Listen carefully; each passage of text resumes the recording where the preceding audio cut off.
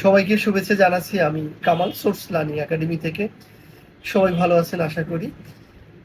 আমি Chinese immigration, অর্থাৎ আমরা সামনে যে ক্যান্টন ফেয়ার আছে, এই ক্যান্টন ফেয়ারের উদ্দেশ্যে আমাদের বাংলাদেশ থেকে অনেক উদ্যোক্তাই আমরা চায়নাতে যাব। তো এই চায়নাতে যাওয়ার আগে দুটি ইমিগ্রেশন, বাংলাদেশ প্লাস হচ্ছে যে চাইনিজ ইমিগ্রেশন, এই দুটি ইমিগ্রেশন নিয়ে একটু জাস্ট কথা বলবো। আমি লং টাইম ট্রাভেল করি। আমি 1999 সাল থেকে আমি ট্রাভেল করি বিভিন্ন দেশে। চায়নাতে আমি বহুবার গিয়েছি। আমি জাস্ট আমার এই এক্সপিরিয়েন্স থেকে, যেহেতু চায়নাটা অন্য কোনো দেশের সাথে মিলে না অ্যাকচুয়ালি, আমাদের কালচার প্লাস ল্যাঙ্গুয়েজ বিভিন্ন ধরনের প্রবলেম। সো এই জায়গাটা একটু ডিসক্রাইব করার চেষ্টা করবো, এবং চাইনিজ ইমিগ্রেশন অনেক সময় অনেকে ডিপোর্ট করে দেয়। সো এই ব্যাপারগুলো একটু আমাদের যে পূর্ব প্রস্তুতি থাকে সেটি নিয়ে একটু কথা বলি। জাস্ট আমরা ভিসা পাওয়ার পরে দেখে নিব ভিসার ক্যাটাগরিটা কি, এম অর এল, অর্থাৎ বিজনেস ভিসা নাকি ট্যুরিস্ট ভিসা। আপনার যেইভাবে ভিসা হয় আপনি নিজেকে সেভাবেই আত্মপ্রকাশ করবেন ডেফিনেটলি। তো ভিসা হওয়ার পরে যেটি কাজ সেটি হচ্ছে টিকিট করে নেবেন। অবশ্যই রিটার্ন টিকিট থাকতে হবে। রিটার্ন টিকিট হয়ে যাওয়ার পরে আপনি কোনো মানি এক্সচেঞ্জ বা কোনো ব্যাংক থেকে আপনি ডলার এন্ডোজ করে নেবেন পাসপোর্টে, যদি ব্ল্যাঙ্ক পাসপোর্ট থাকে, এন্ডোজ করা আগে না থাকে বছরে। সো এন্ডোজ করে নিতে হবে। এন্ডোজ করে নিলেন, এরপরে আপনি আপনার টাইম মতো এয়ারপোর্টে 3 ঘন্টা আগে রিপোর্ট করলেন। 3 ঘন্টা আগে এয়ারপোর্টে গিয়ে আপনি আপনার এয়ারলাইন্সের যে বুথ থাকে সেখানে আপনি দাঁড়িয়ে বোর্ডিং পাস নিয়ে নিলেন। আপনি পাসপোর্ট টিকিট জমা দিলে আপনাকে বোর্ডিং পাস দিবে। ওকে, বোর্ডিং পাস হয়ে গেল। বোর্ডিং পাস হয়ে যাওয়ার উদ্দেশ্য মানেই কিন্তু আপনি প্লেনে যেতে পারবেন এরকম নয়। সো আপনাকে ইমিগ্রেশন ফেস করতে হবে। বাংলাদেশ ইমিগ্রেশনে অনেক ইমিগ্রেশন অফিসাররা আছে, তাদের কাছে আপনাকে ফেস করতে হবে। তারা আপনার পাসপোর্ট দেখবে। সাধারণত নতুন যারা চায়নাতে যাচ্ছেন একবারে ফার্স্ট টাইম, তাদের একটু বাড়তি ইমিগ্রেশন ফেস করতে হয়। অর্থাৎ ইউজুয়ালি যারা আগে গেছে তারা সহজভাবে ইমিগ্রেশন পার হয়ে যায়, বাট যারা নতুন তাদের বেশ কিছু প্রশ্নের সম্মুখীন হতে হয়। আমাদের অনেক ইমিগ্রেশন অফিসাররা আছেন যারা নিশ্চিত হতে চায় আপনার ট্রাভেলের উদ্দেশ্য কি। সো সেই বিষয়গুলো আপনি আপনার ট্রাভেলটাকে ক্লিয়ার রাখবেন। আপনি কোথায় যাচ্ছেন, কি উদ্দেশ্য আপনার, এই ব্যাপারগুলো আপনি সবসময় ক্লিয়ার রাখবেন। আপনার কাছে ক্লিয়ার থাকবে। আপনি বিজনেস করলে আপনার বিজনেস ডকুমেন্টস মোবাইলে থাকতে পারে, আপনার ব্যাংক অ্যাকাউন্ট থাকতে পারে, আপনার ট্যাক্স দিচ্ছেন ট্যাক্স পেপার থাকতে পারে, টিন নাম্বার থাকতে পারে, বিন ভ্যাট দিচ্ছেন বিন নাম্বার থাকতে পারে, আপনার বিজনেস ডকুমেন্টস থাকতে পারে। আপনার মোবাইলে থাকলে এনাফ। যদি ইমিগ্রেশন অফিসার দেখতে চায় আপনি দেখাতে পারেন, কারণ এখন বেশ কড়াকড়ি, এটি স্বাভাবিক। কারণ অনেকেই গিয়ে বিভিন্ন দেশ থেকে ডিপোর্ট হয়ে আসে, এটি আমাদের বাংলাদেশের জন্য অনেক বদনাম। প্লাস হচ্ছে যারা যায় ফিরে আসে তাদের জন্য হ্যাসেল, এটি আমাদের দেশের জন্য অনেক বদনাম হয়। সো সুতরাং ডেফিনেটলি ইমিগ্রেশন অফিসাররা বেশ ভালোভাবেই আপনাকে যাচাই বাছাই করে নিবে আপনার মূল উদ্দেশ্য কি। সো আপনি আপনার উদ্দেশ্য সঠিকভাবে সুন্দরভাবে উপস্থাপন করবেন। সো আশা করি তাতে প্রবলেম হওয়ার কথা নয়। সো ইমিগ্রেশন বাংলাদেশ ক্রস করলেন। এভাবে ক্রস করার পরে আপনি যথারীতি গেট, যে গেট দিয়ে আপনি যাবেন, আপনি স্ক্রিনে দেখতে পারবেন আপনার টিকিট বোর্ডিং পাসে লেখা থাকবে আপনার সিট নাম্বার, কত নাম্বার গেট দিয়ে আপনি বোর্ডিং হবেন, চেক ইন হবেন। সো আপনি চলে গেলেন, ওই গেট দিয়ে চেক ইন হয়ে নিলেন। নেওয়ার পরে আপনি বিমানে বসে গেলেন আপনার সিট অনুযায়ী। সো বিমানে বসে যাওয়ার পরে ওই জায়গাতে আপনার ইমিগ্রেশন, চায়না ইমিগ্রেশনে আপনি নেমে গেলেন। আপনি সুন্দর মতো সেফলি যখন নেমে যাবেন, তখন যেটি হবে সেটি হচ্ছে আপনার মোবাইলে কিন্তু নেট কাজ করবে না, কিছুই কাজ করবে না। তার আগে যদি আপনি পারেন তাহলে আপনি অবশ্যই রোমিংটা চালু করে নিয়ে যাবেন। আপনার সিম নেটও চালু করতে পারেন। আপনি যেই মোবাইল ইউজ করেন কোম্পানির সাথে কথা বলে আপনি ডাটা, মেসেজ প্লাস অন্যান্য যেই প্যাকেজগুলো আছে সেগুলো নিয়ে আপনি রোমিং করে নিতে পারেন। তাহলে হলো কি, আপনি এয়ারপোর্টে নামার সাথে সাথে আপনি নেট পেয়ে যাবেন। এটি হচ্ছে যে ব্যাপার। সো নেট পেয়ে গেলেই হবে না, আপনি কিন্তু ওখানে WhatsApp, WeChat, sorry, WhatsApp, Facebook এগুলোর সাথে কিন্তু কানেক্ট হতে পারবেন না। গুগল, ইউটিউব কোনোটাই আপনি পাবেন না। সো এখানে আপনাকে ভিপিএন লাগবে। হ্যাঁ, ভিপিএন ডাউনলোড করে নিতে হবে। এই প্রিপারেশনগুলো আপনি আগে থেকে করে নেবেন। ভিপিএন ডাউনলোড করে নিতে পারেন, রোমিং করে নিতে পারেন, যেন ওখানে গিয়ে আপনি চালু করতে পারেন। তো যদি আপনার ভিপিএন চালু থাকে, রোমিং যদি চালু থাকে, সেখানে নেট থাকে, তাহলে পরে অবশ্যই আপনি সবার সাথে কানেক্ট হতে পারবেন।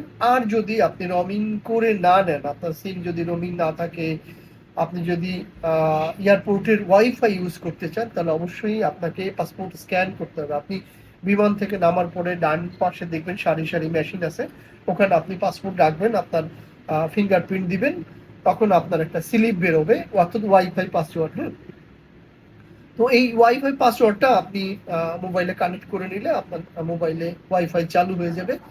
ওয়াইফাই চালু হয়ে গেলে আপনি অ্যাটলিস্ট উইচ্যাটে সবার সাথে কানেক্ট হয়ে যেতে পারবেন। আপনার ফ্যামিলির কারো উইচ্যাট থাকলে আপনি উইচ্যাটে তার সাথে মানে কানেক্ট হয়ে তাকে জানিয়ে দিলে আমি সেফলি পৌঁছে গেছি। ওকে, সো এরপরে হচ্ছে আপনি ইমিগ্রেশন অফিসারের সামনে যাবেন, আপনি আপনার পাসপোর্ট দিবেন। তো প্রথম প্রশ্ন যেটা করবে সেটা হচ্ছে যে কতদিন থাকবেন। ডেফিনেটলি আপনি তো জানেনই কতদিন থাকবেন, আপনার অ্যাজ পার টিকিট অনুযায়ী আপনি ওভাবে বলবেন 7 days বা 8 days বা 10 days, আপনার টিকিট অনুযায়ী কোথায় কোথায় ঘুরবেন, কোথায় যাবেন এটি নির্দিষ্ট করে বলবেন, স্পষ্ট থাকবে এই ব্যাপারগুলো। তবে আমি আমার এক্সপিরিয়েন্স থেকে যেটি বলছি সেটি হচ্ছে যে যখন প্রশ্ন করবে কতদিন থাকবেন, ঠিক ওই টাইমে আপনি 7 days বা 8 days অ্যাজ পার আপনার টিকিট অনুযায়ী বলার পরে আপনি জাস্ট ডলার বের করে ফেলবেন, ঠিক আছে? বা আপনার কাছে ডলার আছে, I have enough dollar, cash, RMB যাই থাকুক, ঠিক আছে?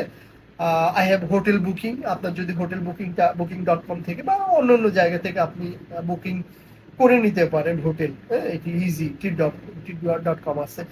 সো এটি আরো ভালো হবে আপনার জন্য, আপনি যদি হোটেল বুকিংটা দেখাতে পারেন, হ্যাঁ, অনেক সময় দেখতে চায়।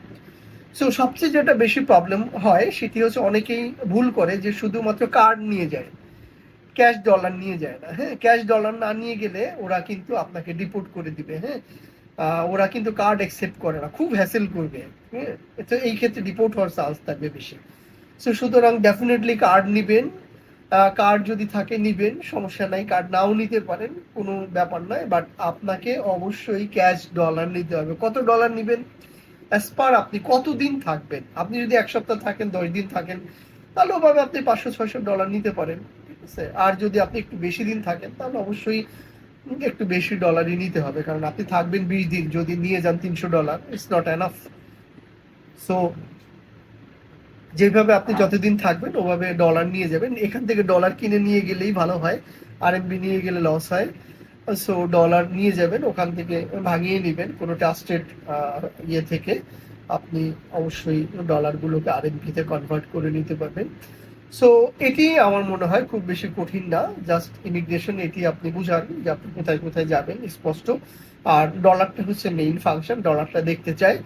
আর কার্ড অ্যাকসেপ্ট করবে না, সুতরাং কার্ড শুধুমাত্র কার্ড নিয়ে যাবেন না, আপনি ডলার নিয়ে যাবেন। আর কোথায় যাবেন, কতদিন থাকবেন, এই প্রশ্ন করার পরেই আপনি আপনার মতো করে সবকিছু যদি বের করে দেন যে আমার ডলার আছে, এই হোটেল বুকিং এনাফ, আমি এতদিন থাকবো।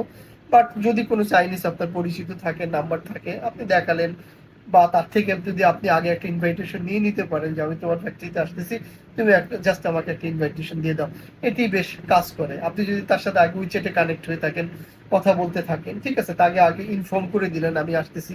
তো এগুলো ইমিগ্রেশন কিন্তু বেশ করে, হ্যাঁ, যে আপনি চাইনিজদের সাথে কথা বলেন বা ফ্যাক্টরিতে ভিজিট করতে যাচ্ছেন, জাস্ট এগুলোই আর কি। হ্যাঁ, তো মূল যে ব্যাপারটা আমার কাছে মনে হচ্ছে যে কতদিন থাকবেন, কোথায় যাবেন, এই ব্যাপারটা স্পষ্ট আপনার থাকতে হবে। আর হচ্ছে যে আপনি ডলারটা অবশ্যই দেখাই দিবেন, ঠিক আছে? তাহলে ডলার যদি দেখে আপনার কাছে হোটেল বুকিং আছে, আপনাকে তেমন কোনো প্রশ্ন করবে না, ঠিক আছে? সো ওই ডলার না দেখালে আবার আপনাকে প্রশ্ন করবে কত ডলার আছে। সো একবারে দেখিয়ে দেওয়াটাই বেটার আর কি, যে আপনি প্রশ্ন করেন জাস্ট এতটুকুই। এরপরে আপনি ইমিগ্রেশন পার হয়ে গেলে আপনি আপনার মধ্যে করে ট্যাক্সি, তারপরে আপনার মেট্রো আছে, ট্রেন আছে, আপনি চলে যেতে পারেন, শাটল বাস আছে, বাসে করে চলে যেতে পারেন। আর ওখানে চলার জন্য সবচেয়ে বেস্ট ওয়ে হচ্ছে মেট্রো। মেট্রোর কার্ড করে নেবেন আপনি, যে কোনো স্টেশনে গিয়ে মেট্রোর কার্ড করে নিলে আপনার ওই বারবার টিকিট কাটতে হবে না। টিকিট কাটাতে একটু জটিল, যারা জানেন না প্রথমে সো তাদের ক্ষেত্রে স্টেশন সিলেক্ট করাটা একটু জটিল হবে। সো কার্ড থাকলে আপনার আর বারবার টিকিট কাটতে হচ্ছে না, কার্ড দিয়ে যাচ্ছি স্ক্যান করে আপনি যেই স্টেশনে নামবেন ওই স্টেশনটা খেয়াল করবেন, লাইনটা খেয়াল করবেন, কোনো জায়গায় আবার লাইন চেঞ্জ করতে হবে কিনা। তো অনেকগুলো লাইন, তো সো কোনো একটা ডেস্টিনেশনে গেলে দেখা গেল যদি একই লাইন থাকে তো প্রবলেম নাই, আপনি ওই ডেস্টিনেশনে নেমে গেলেন। বাট যদি আপনার ওই আবার ওই ডেস্টিনেশন যদি ভিন্ন লাইন হয়ে থাকে, তাহলে কিন্তু একটা জায়গায় গিয়ে আপনাকে লাইন চেঞ্জ করতে হবে। তো যেই জায়গাতে আপনি লাইন চেঞ্জ করবেন ওই জায়গাতে আপনি নেমে যাবেন, নেমে গিয়ে আবার ওই লাইনে ট্রেন উঠে যাবেন। সো মেট্রো কার্ড থাকলে সবচেয়ে ভালো, একেবারেই চিপার। চায়নাতে ঘোরা মেট্রো কার্ড থাকলে কোনো টাকা বেশি খরচ হবে না, স্বাচ্ছন্দ্যে আপনি একা ঘুরতে পারবেন। আর দিদি আছে, দিদি ট্যাক্সিটাও ভালো। আপনি দিদি অ্যাপ ইউজ করতে পারেন, সো দিদি ট্যাক্সি কল করতে পারবেন সহজেই ডেস্টিনেশন দিয়ে। তো এটি মোটামুটি আমাদের দুটি ইমিগ্রেশনের কথা আমি বললাম। জাস্ট এভাবে প্রস্তুতি নিলে আপনার ট্যুরটা সফল হবে ইনশাআল্লাহ। সবাই ভালো থাকবেন, ধন্যবাদ।